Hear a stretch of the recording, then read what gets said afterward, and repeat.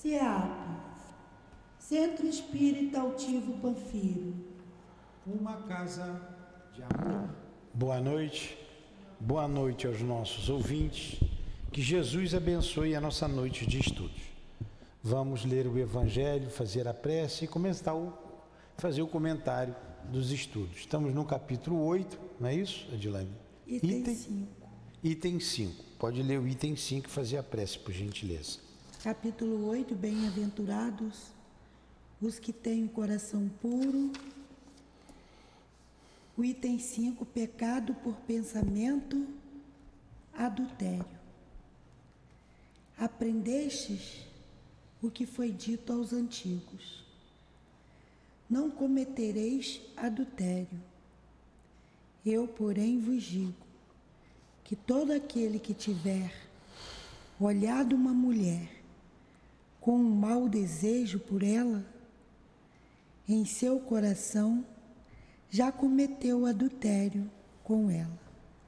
Mateus 5, 27 e 28. Faz a prece. Pedimos ajuda a Jesus, pedimos a Deus acima de tudo e a espiritualidade, guia e dirigentes deste estudo, ao Espírito Luiz, ao seu altivo, pedimos entendimento do Evangelho, das palavras que aqui foi dita. Pedimos não só para nós, mas para todos. Pedimos para os ouvintes, para os desencarnados que nos assistem. Pedimos e agradecemos. Em nome de Jesus, em nome do amor, em nome da espiritualidade, guia e que nos ampare essa casa, que começamos o estudo do Evangelho de Jesus. Que assim seja. Graças a Deus. Em nome do amor, do nosso amor do Urdinha, iniciamos então. Em nome do amor do Cristo e de Deus, nosso Pai, estes estudos em torno do Evangelho. Então estamos no capítulo 8, bem-aventurados que têm puro coração, porque verão a Deus. O item 5, pecado por pensamento, adultério. Vamos ler novamente essa passagem, né? Aprendestes o que foi dito aos antigos: não cometereis adultério. Eu, porém, vos digo que todo aquele que tiver olhado uma mulher com um mau desejo por ela, em seu coração já cometeu adultério. Você vê que Jesus, que a doutrina espírita, né, e o próprio Cristo, Jesus, já dava devida importância ao pensamento. E hoje nós sabemos que o pensamento é tudo. Nós somos o que pensamos. Então a gente age, primeiro a gente pensa.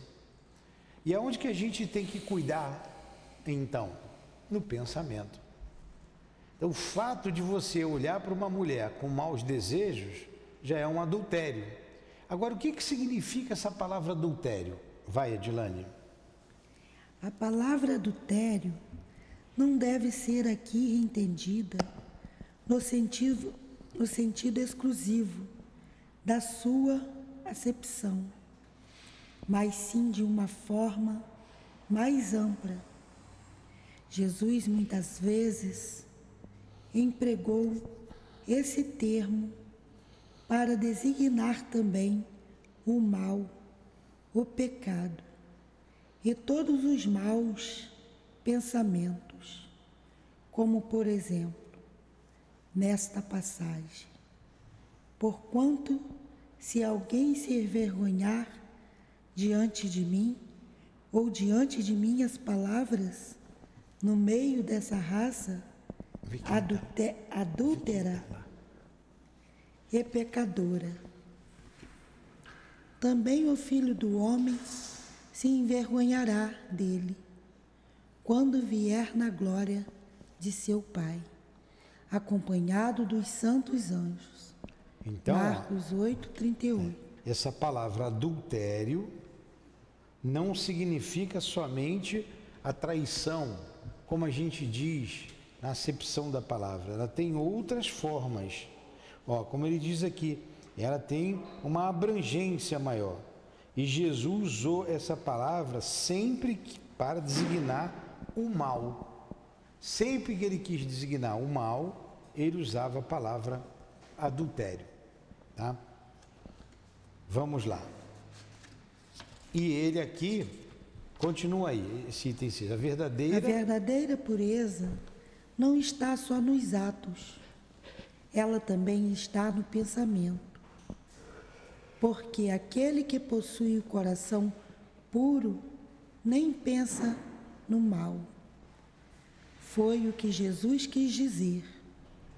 Ele condena o pecado, mesmo em pensamento, porque é um sinal de pureza. De impureza, né? É de impureza. De impureza. Então vamos lá. Então essa palavra adultério, na época de Jesus, ele empregava com muita frequência e ela tinha uma abrangência muito maior do que tem hoje. Então a gente fala de adultério, a traição, né, da mulher pelo marido, o marido pela mulher. Mas Jesus está dizendo aqui que ela vai além disso, até pelo meu mau pensamento. Dependendo do olhar que um homem dirige a uma mulher, ou a mulher dirige a um homem, eu já estou cometendo adultério. O olhar não diz tudo? O olhar diz tudo. Você é uma moça bonita, se eu olhar para você, uma menina, né? O meu olhar você vai saber a intenção, como eu sei do seu, não é isso? É isso que Jesus está falando. Aqui, começa no coração, no pensamento. A gente não aprendeu que os olhos são espelhos da alma? Então eu tenho que saber como olhar para alguém, o que pensar, o que está dentro de mim. É assim que a gente vai crescendo, combatendo as nossas más tendências a partir do nosso pensamento. Porque o ato é a concretização daquilo que você pensou, daquilo que você imaginou. Você está de mau humor hoje? Você está com uma carinha fechada? É. Está com frio? Pode desligar ali, Tiago, por favor. Continua. Vocês podem interromper a qualquer momento. É o capítulo 8, bem-aventurados os que têm puro coração. O item 7, que a Dilane vai ler agora. Esse ensinamento, naturalmente, dá margem a esta questão. Sofrem-se as consequências de um mau pensamento que não produziu nenhum efeito. Só uma pergunta.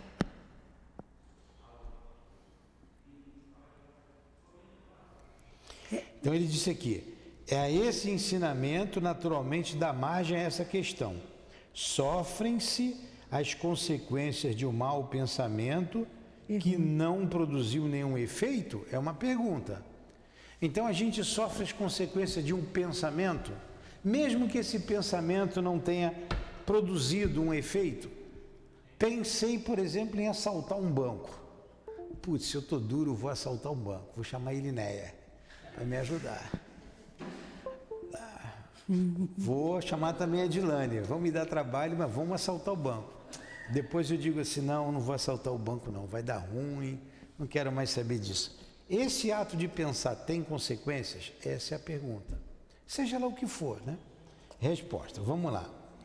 É preciso que se faça aqui uma importante distinção. À medida que a alma, comprometida no mau caminho, avança na vida espiritual, ela se esclarece e vai se libertando, pouco a pouco, das suas imperfeições, de acordo com o grau de boa vontade que empregue, em virtude do seu livre-arbítrio. Todo mau pensamento, portanto, é uma consequência da imperfeição da alma.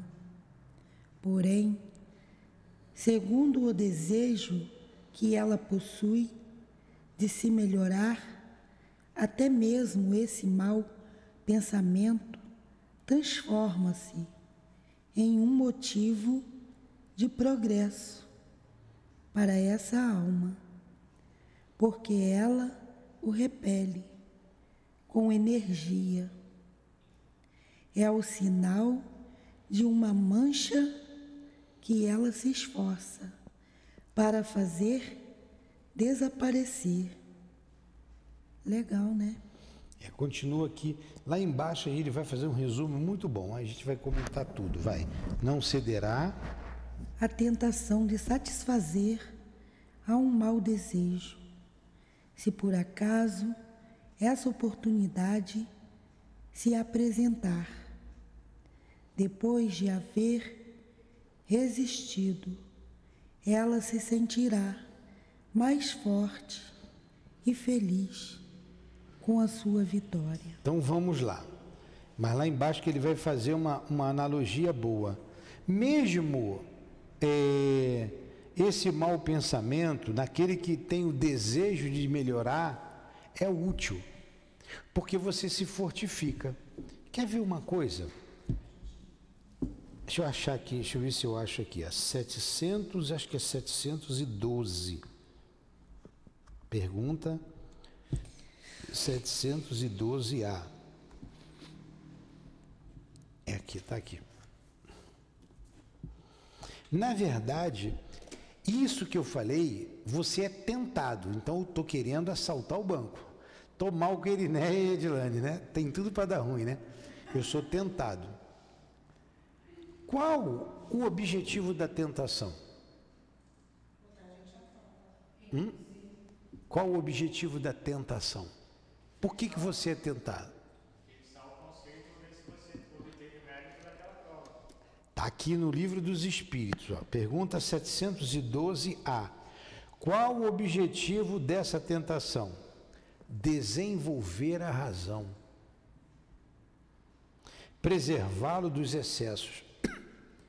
Então, vocês observam que na oração do Pai Nosso, Jesus nos ensinou: não me deixes cair em tentação, mas livrai-nos do mal, não é? Ele não ensinou, livra-me da tentação, porque a tentação está em mim, depende de mim. Eu peço força, não me deixe cair em tentação, porque eu estou desenvolvendo a razão. Não, eu não vou assaltar um banco, porque eu vou tirar aquilo que não é meu, eu vou causar um dano. Então eu me fortifico, eu vou cada vez mais me fortificando contra o instinto ou o desejo do roubo, até que eu vou vencendo isso devagarinho. Vamos pegar um outro exemplo. Quem bebe? Você bebe? Você bebe? Você bebe? Não. Se oferecer cerveja para você, você vai beber? Pode tentar você com cerveja à vontade, porque você não tem isso. Então você tem aí uma conquista. Quando você conquista, você venceu. Você venceu. O mérito é o esforço que você faz. Isso é um mérito. Então, quando vem a tentação e você tem desejo de melhorar e você repele esse mau pensamento, você está em vias de conquistar isso.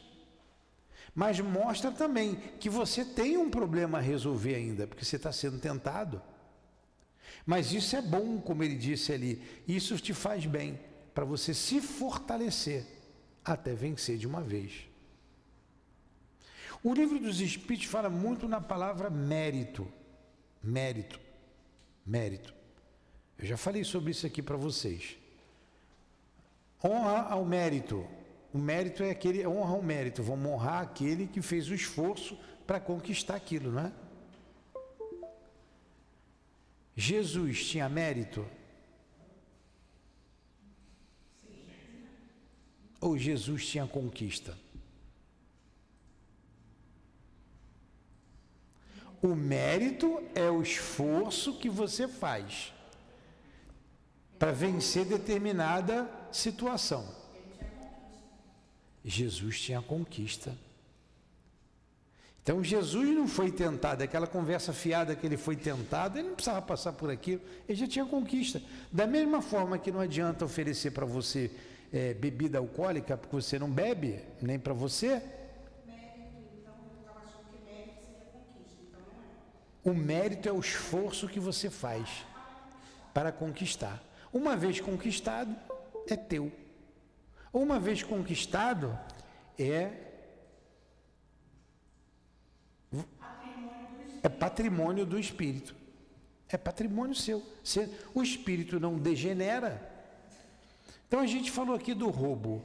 Eu tenho certeza que nenhum de vocês pensam nisso. Nem eu penso. Peguei aqui uma coisa fortuita. Isso não passa pela nossa cabeça mais. Isso não passa mais. A gente vai entender lá no finalzinho daqui a pouco. Mas vocês viram aqui que o livro dos Espíritos nos ensina tanta coisa interessante. Qual o objetivo da tentação, dessa tentação? Desenvolver a razão, que deve preservá-lo dos excessos. Né? Desenvolver a razão. Aí você entende o Pai Nosso. Não me deixes cair em tentações. Tudo bem? Continua aí. Aquele que...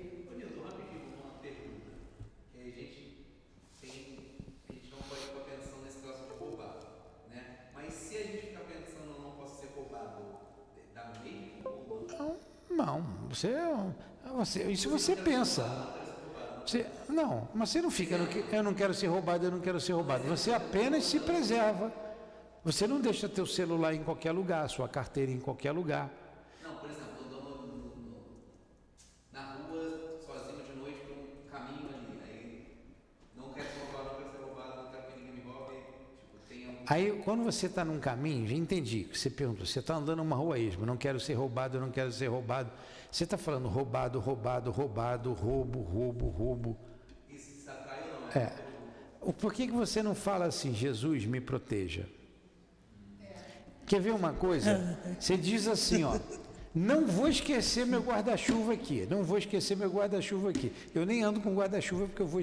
Quando você não vou esquecer, o teu cérebro diz assim, esquecer. A palavra que ele grava aqui, esquecer. Você vai embora e vai deixar o guarda-chuva ali. Você está afirmando que você vai esquecer. Então você tem que ter cuidado com as palavras que você utiliza. A gente utiliza muito as palavras mal colocadas. A gente coloca mal as palavras. Ó, fulano foi roubado. Isso aí faz parte. Agora, se eu falar não quero ser roubado, eu estou falando roubado, roubo, furto. Eu vou acabar traindo alguma coisa nesse sentido. Então tem que falar diferente. Entendeu?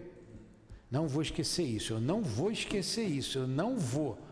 Aí está diferente, daqui a pouco tu vai embora e esquece, não é? Porque você firmou na tua cabeça, na sua mente, esquecer. Vou me lembrar na hora de ir embora, é outra coisa. Vou me lembrar. Não vou esquecer. Está vendo como é que é diferente? Tem o mesmo sentido, mas é completamente diferente. Isso aí. Então, e essa questão da tentação mostra que, por quê? Se eu nem penso no cigarro ou na bebida que a gente usou aqui, eu não vou ser tentado nisso. Mas se eu penso, é que lá no fundinho tem alguma coisa ainda, né? A ser trabalhado. Vamos lá, ele vai concluir daqui a pouco. Continua, Dilane. Aquela que, ao contrário, não tomou boas resoluções, ainda procura a ocasião de praticar um mau ato. Um mal qualquer? Um mau ato? Esse não o praticar não é por efeito da sua vontade, mas por falta de ocasião. Ela é, pois, tão culpada como se houvesse cometido. Então vamos lá. Aqui já é diferente. No primeiro caso, veio a tentação, veio o mau pensamento, ele colocou aqui o mau pensamento. Eu luto contra ele e não pratico. Esse segundo caso, vem o mau pensamento e eu vou realizar. Se eu não realizo, é por falta de ocasião. Então vamos falar do roubo. A carteira, você deixou a sua carteira aqui com dinheiro. Falei, opa, vou levar essa carteira. Ou esqueci o celular. Eu pego e levo. Mas você está perto, botou do lado da cadeira, está olhando. Tomara que ele esqueça. Se ele esquecer, eu vou levar. Mas você não esqueceu, você botou no bolso. Então, eu não roubei a sua carteira ou o seu celular, uma coisa qualquer, porque não tive possibilidade. Tá?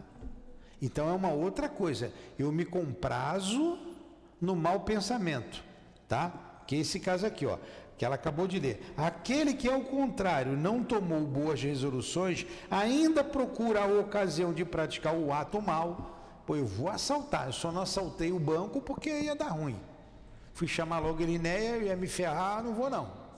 Mas eu tenho vontade, em outra ocasião eu vou levar. Vai levar o Tiago? Vou levar o Tiago.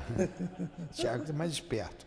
Procura a ocasião de procurar um mau ato, e se não o praticar, não é por efeito da sua vontade, mas por falta de ocasião.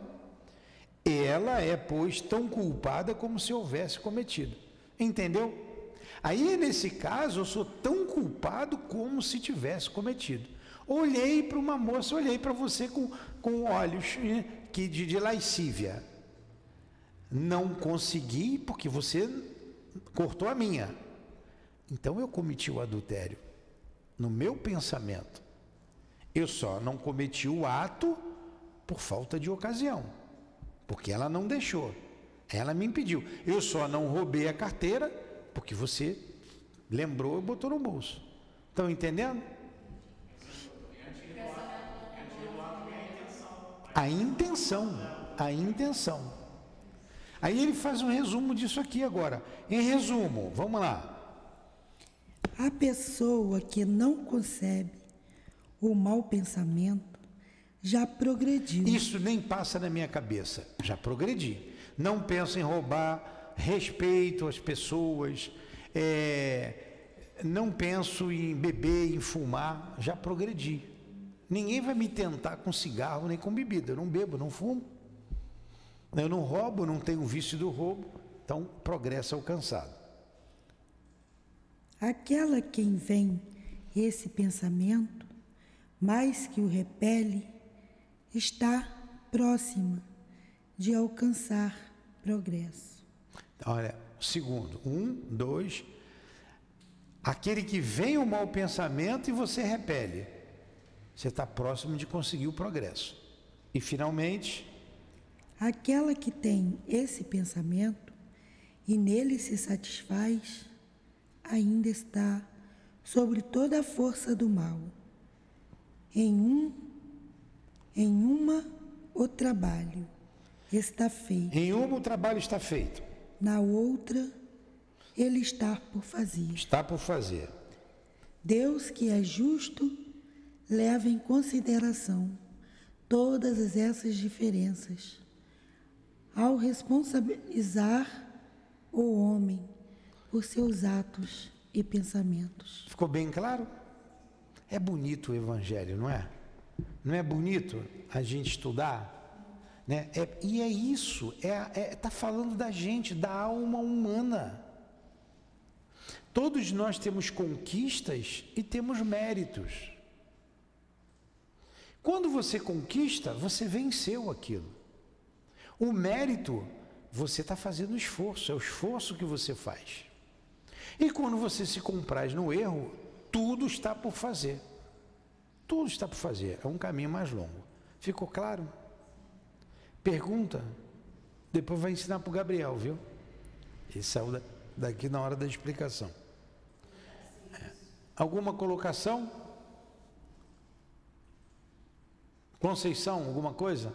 Falei para ela que senti falta dela, só estava na dúvida e ela falou que eu senti só falta. Então vamos lá, vamos continuar.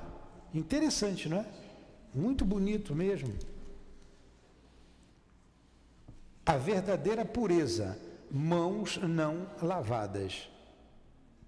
Tinham coisas lá entre os fariseus que eram rituais. E esses rituais humanos, eles levavam como pontos de religião. Então, lavar as mãos antes de comer era uma coisa muito grave, você não lavar as mãos antes de comer. A gente tem que lavar as mãos, mas eu posso comer sem lavar a mão, não posso? Você vai dizer, mas que coisa feia, você não lava a mão antes de comer? A gente lava. Mas eu já fiquei no mato meses e eu comia do jeito que dava para comer, poxa. Não tinha condições de lavar a mão. Comia até com a mão, e muitas vezes comia até com a mão. Então, engraçado isso, né? Tem hábitos, tem pessoas que têm um hábito de comer com a mão, né? Tem. Acho que é na Índia, né? Que é assim. É. Mas vamos lá. Então, vamos lá. 8. Então os escribas e os fariseus, que tinham vindo de Jerusalém, aproximaram-se de Jesus. E lhe disseram: por que os teus discípulos violam a tradição dos antigos, visto que eles não lavam as mãos quando tomaram as suas refeições? Olha, como tomam as suas refeições. Quem eram os fariseus? Os doutores da lei. Eles comandavam toda a sociedade judaica. Todo mundo estava sob a orientação deles. Então você tinha várias classes, tinha os saduceus, tinha os fariseus, tinha os escribas. Os escribas, quem escrevia, tinha cultura, sabia a lei, sabia escrever. O fariseu também. E o povão era analfabeto, então eles dominavam. E tinham determinadas traduções que eles levaram a ponto de faca, por não trabalhar no dia de sábado, né? Então Jesus só vai cortando a deles. Aquela questão lá do sábado, ele vai curar dia de sábado? Aí Jesus fala assim, vem cá, se teu boi cai no poço no sábado, você vai tirar o boi de lá ou vai deixar o boi morrer? Boi era sinal de riqueza. Quem ia deixar o boi morrer porque era sábado? Ninguém, né? Então, vocês são hipócritas. Se você tira o boi do poço no sábado, eu também posso curar no sábado. Aí ele vai e cura o camarada lá. E eles ficavam danados da vida com Jesus. E aqui ele falou isso, pô. Como é que teus apóstolos aí, teus discípulos, comem sem lavar a mão? Devia estar um bandão de gente, não dava nem para lavar a mão, né? Estava na rua. Aí Jesus responde, vamos lá. Você faz aquele ditado de mãe, faz o que eu falo. É. Eu falo, não faz. Pois é isso aí. E Jesus responde, vamos lá. Vai, Adilane.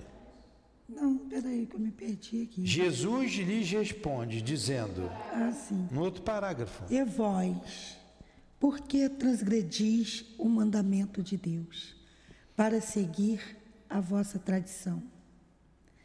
Porque Deus disse, honrai vosso pai e vossa mãe, e também aquele que disser palavras ultrajantes a seu pai ou a sua mãe, seja punido de morte. Vós, porém, dizeis, aquele que disser a seu pai ou a sua mãe, toda oferta que faço a Deus vos é útil.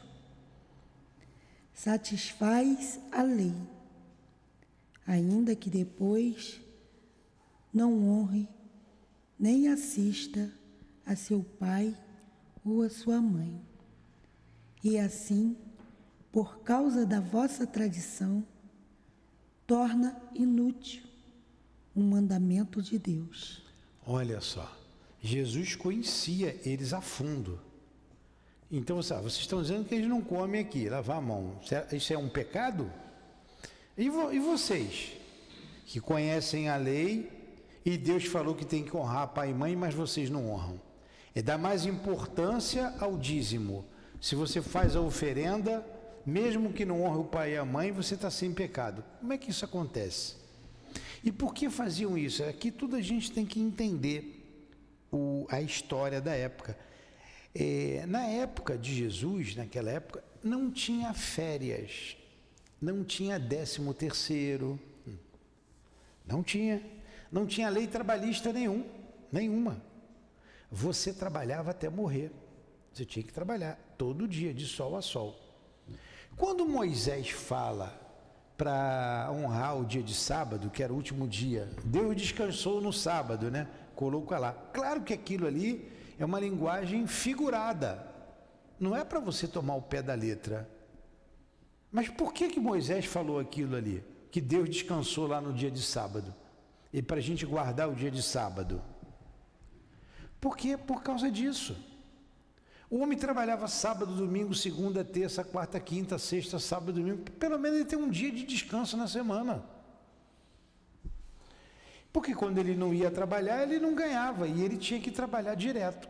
Então pediu para guardar o dia de sábado para o descanso. Moisés teve um coração bom.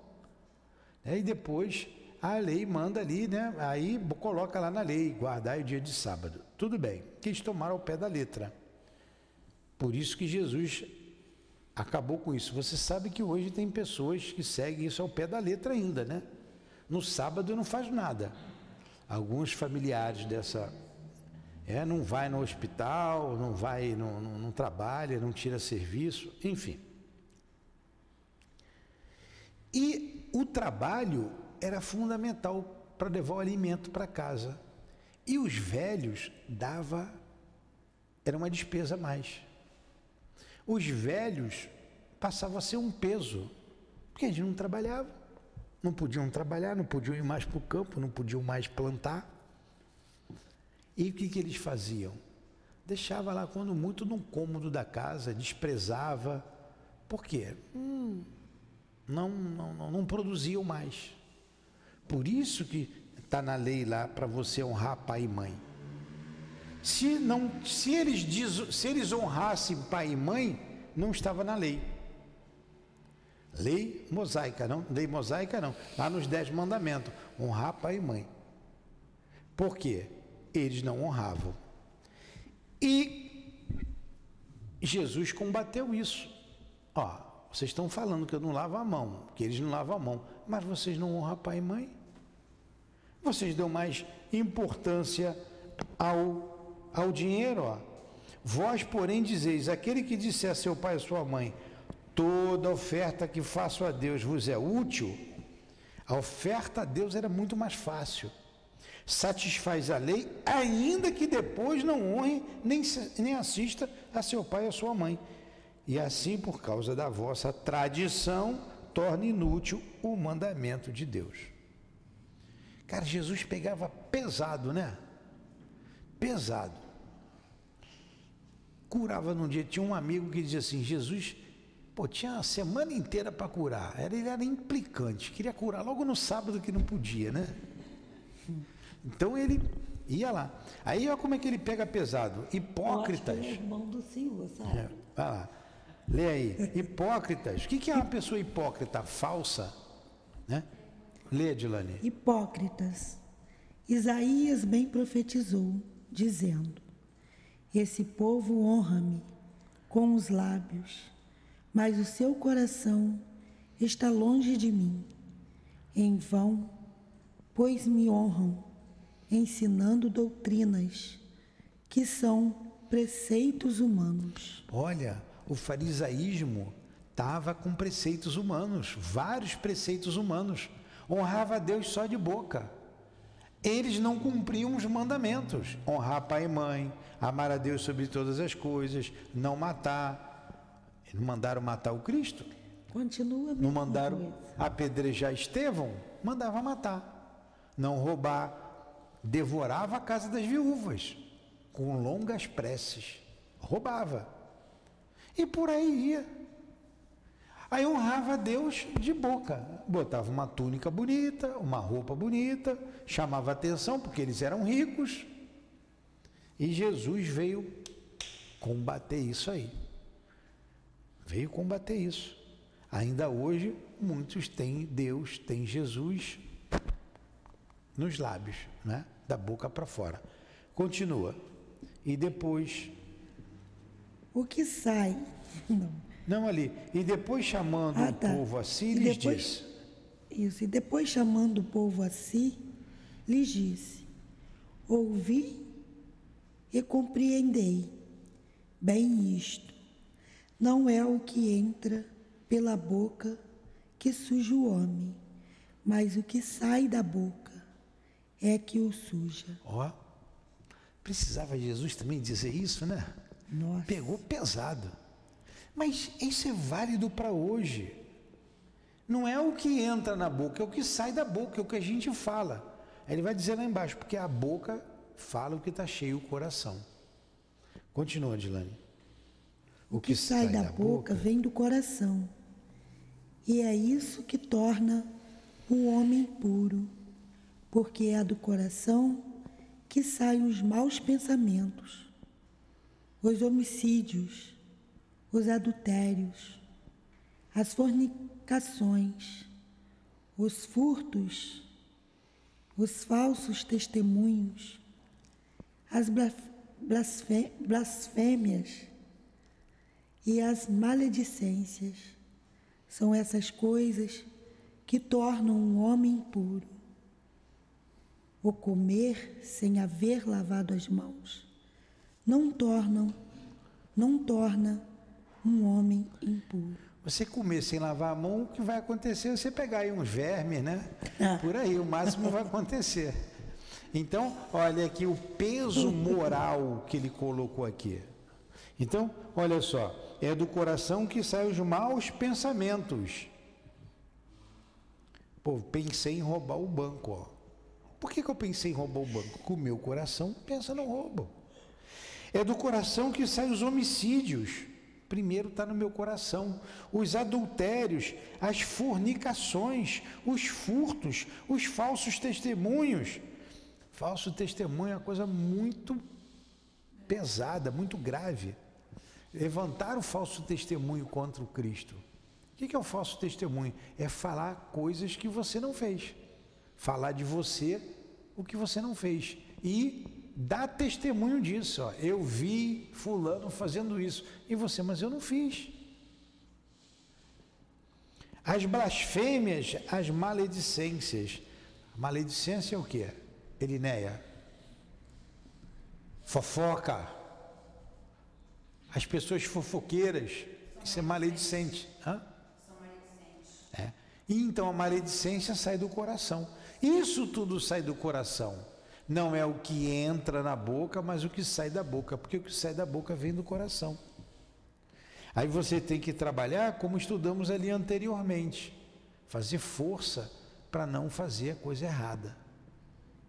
Fazer força que assim você se fortalece contra o mal que mora em você. Então, seus discípulos... Aprendi, tem pessoas que fazem fofoca querendo que seja passada para frente. Aí você não passa, a pessoa não te faz mais fofoca. a pessoa faz fofoca para você falar para frente. Não faz mais. Ou se a pessoa fala mal de alguém, faz uma fofoca, e você ficar calado, acaba ali. O mal morre por inanição. Mas se você você incentiva o outro a falar. Você gosta de ouvir a fofoca. Ainda vai dizer que ela que é a fofoqueira. Mas você incentivou. Ela é fofoqueira e eu também. Entenderam? Vamos lá. São questões morais. Quando você fala bem também, está aprendendo muita coisa, né? Tá vendo? A pessoa faz a fofoca dela. Aí eu vou e falo bem dela, a pessoa está vendo que não vai conseguir. Não vai. Para. É isso aí. Vai lá, Dilane. Então, seus discípulos... Seus discípulos se aproximaram dele e disseram: sabes que os fariseus, ouvindo essas palavras, se escandalizaram? Quer dizer, eles ficaram danados da vida. Ele respondeu... Ele respondendo, disse: toda planta que meu Pai Celestial não plantou será arrancada. Deixai-os. São cegos que conduzem cegos. E um cego conduz outro cego. Ambos cairão no fosso. São cegos que conduzem cegos. Mateus 15, 1 e 20. Se um cego conduz outro cego, o que é o cego? O cego da lei. O cego da lei. Então a gente tem que ter cuidado com quem quer nos conduzir. Senão a gente vai para o buraco. Quer ver um cego? Uma coisa que aconteceu? Vamos pegar um caso concreto. O pastor Jim Jones, eu lembro do Chico Anísio. Chico Anísio era um artista e tanto. O Jim Jones, 1970 ele levou 900 e poucas pessoas para o suicídio. Um cego conduzindo outro cego. Lembra do Jim Jones? Ela não lembra. 900 e poucas pessoas. Vê aí direitinho aí, e o ano. O que ele falou? Que o cometa Halley ia passar aqui sobre a Terra. Era na época do cometa Halley. E a gente tinha que embarcar na cauda do cometa, porque ia para o céu.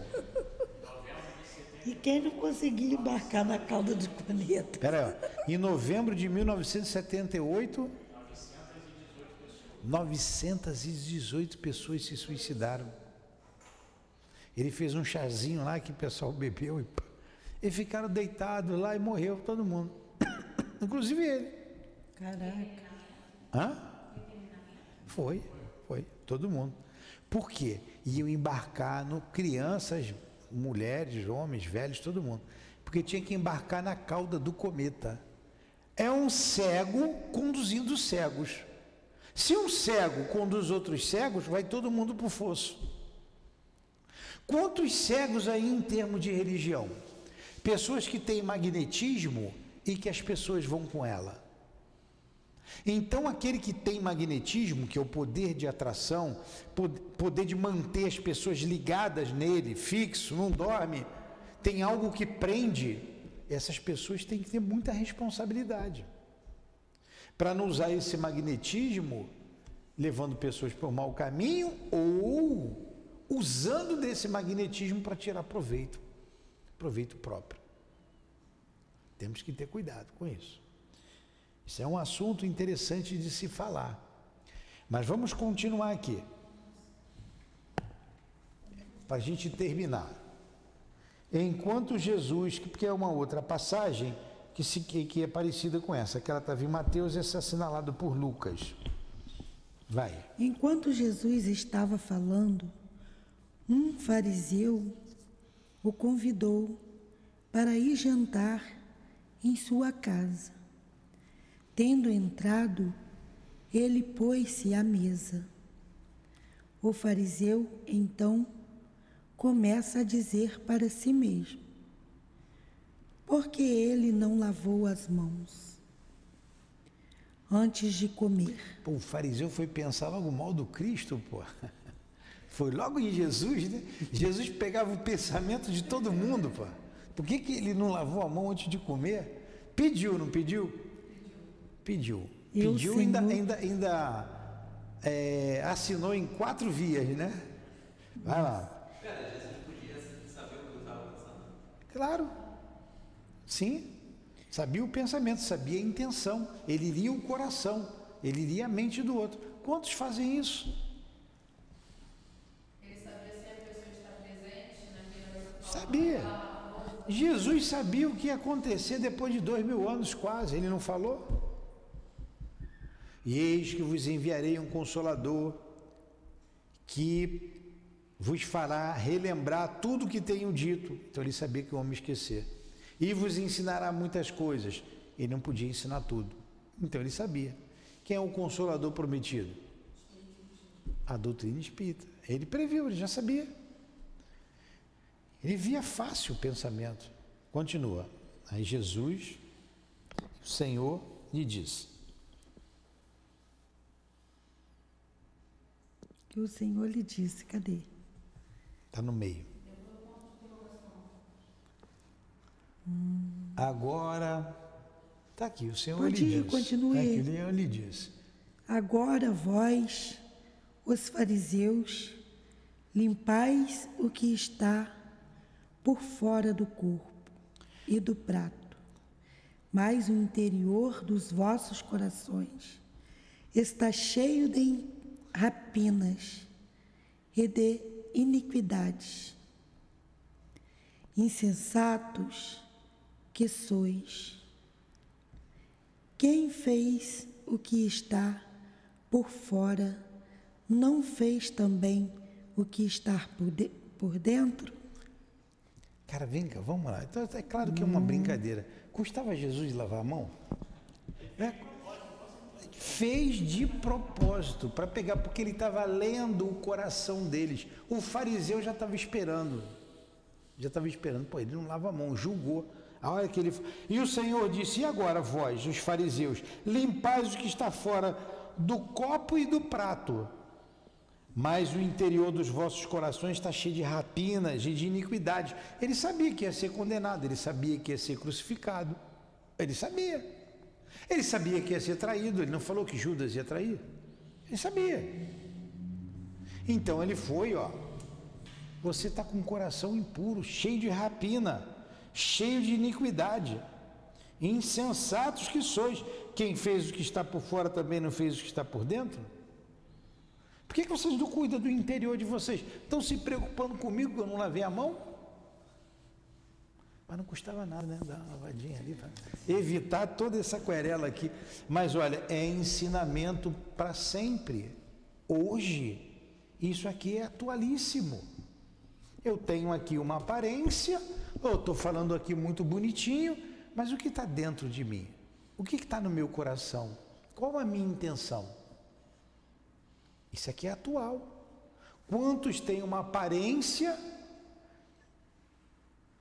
e as suas atitudes, seus atos, não é nada daquilo que ele aparenta? Na verdade, se ele lavasse a mão, não ia mudar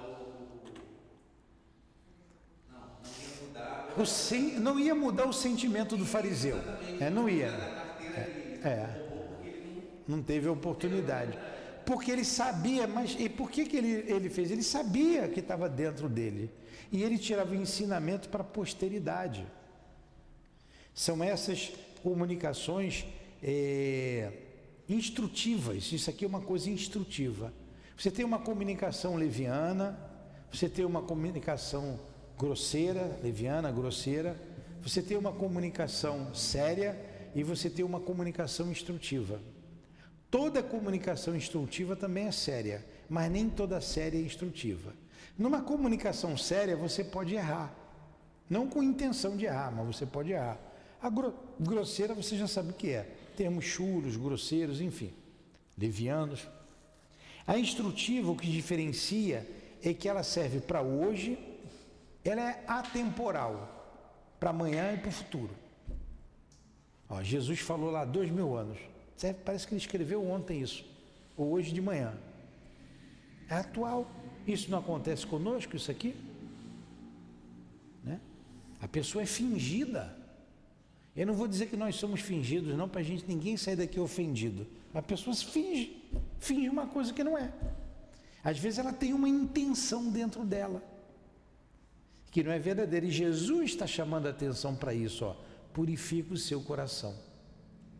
Trabalhe o seu sentimento. Aí você vai conquistar aquela virtude. Entenderam? Vamos encerrar aqui. Deu 50 minutos de estudo. Alguma pergunta? Essas questões morais não tem nem o que discutir, né? É só introspectar-se e a gente se analisar. Vamos, Edilane, por favor. O senhor pode fazer a prece para terminar. Então, Jesus, nós te agradecemos a oportunidade de hoje de estudarmos o Evangelho, de ver, de analisar essas questões tão atuais e que fazem parte de nós, da nossa alma, o quanto temos ainda que conquistar, o quanto temos ainda que vencer. Auxilia-nos neste processo, Senhor, já que queremos melhorar. Estamos na segunda fase, na conquista, algumas já realizadas, mas muitas ainda por realizar. Ajude-nos neste propósito.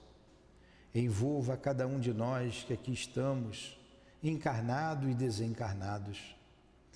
Envolva, Senhor, os irmãos suicidas que estão em nossa casa, que se encontram ouvindo o Teu Evangelho, aguardando o atendimento de amanhã.